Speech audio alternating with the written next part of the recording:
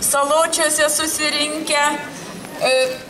Mano viduramžių prognozėse buvo surašytas geras oras ir mes tikėjomės. Tikėkime, kad oras mums nuotaikos nesugadins, kad šventė nuo pradžios iki pabaigos pavyks, visi būsim gražus ir linksmi. Bet kogi čia susirinkom švęsti Antaninių ant mūšos. Tai labai svarbu, kad pasveikintumėm Antanus.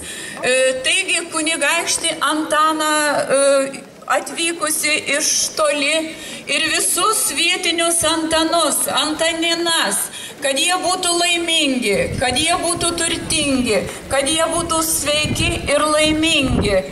Su gražiausiais linkėjimais ir nuoširdžiausiais sveikinimais visiems Antanams ir Antaninoms. O visiems čia susirinkusiems sveikatos ištvermės ir iki galo Antaninėse, iki vakaro ir iki rytojaus. Ačiū kunigaikštienei. Aš tikiuosi, kad jos žodžiai nueis tiesiai dievulių į ausį ir truputėlį primažins vėją ir vandenėlį užsuks. Na, o aš dabar tikiuosi, kad tos šilumos, to jaukumo jums visiems įpūs, suteiks senosios muzikos ir šokių trupė Festa Cortesa iš Vilniaus. Kviečiame juos atšiaus scenos.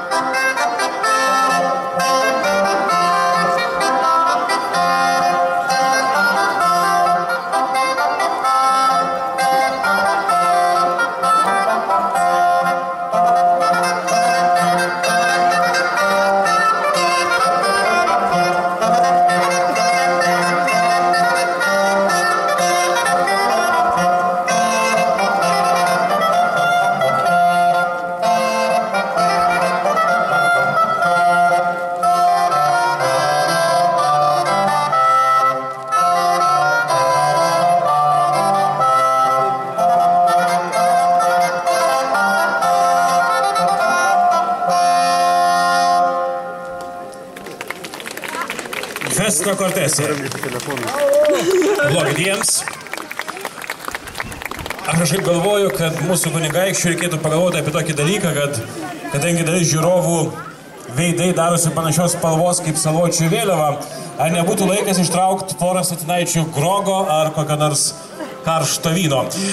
Tikiuosi, kad kažką gero šilto mums atneš mūsų svečiai ir aš matau, čia yra begalės. Jie turi dovanų, jie nori prisistatyti ir prie mikrofono aš noriu pakviesti. Pradėkim nuo šitų gražių vienuolių sesių.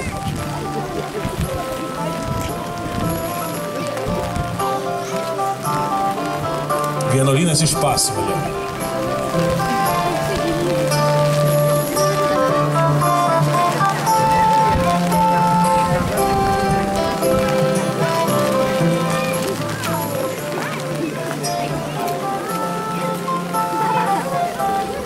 Labadiena, Jūsų ekscelencija, gerbiamas kunigaikšti, vyskupe.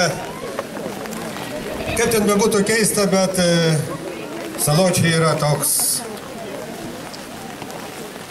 dieviškai gražus miestelis. O kur miestelis, kur Maderburgo teisės, ten ir mes, keliaujantis vienuolynas. Ir čia pasižvalgydami po šitas apylinkės, jeigu kunigaikštis leis, tai mes rudenį pradėsime statyti vienuolyną ir kuo greičiausiu metu mes pasistengsime tame vienuolyne sudainuoti lopšinę. O jums visiems geros šventės, mes eisime apsižiūrėti ir pasikalbėti, kad daugiau lietus nebelytų. Taigi geros šventės. Ačiū tėvelį.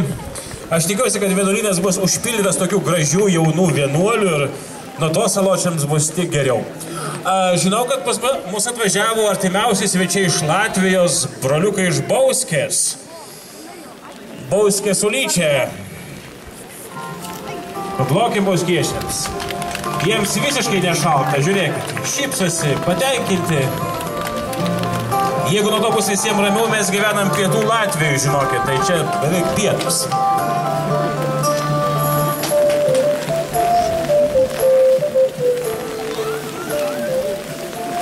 Šiaip tai mes ne iš Bauskės, mes iš pačių Saločių.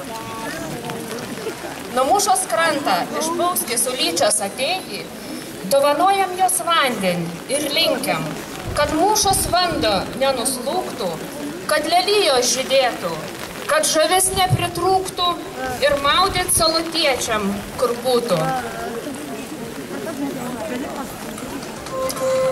Dėkojam apsimetėliam bauskiečiam iš Saločių. Kažko skystą atnešė, bet kunigaikščiai, ne mums visiems. Aš žinau, kad čia yra medžiotojų gildijos atstovai. Ar galim pakviesti medžiotojus? Gal kokį šerną atneš keptą?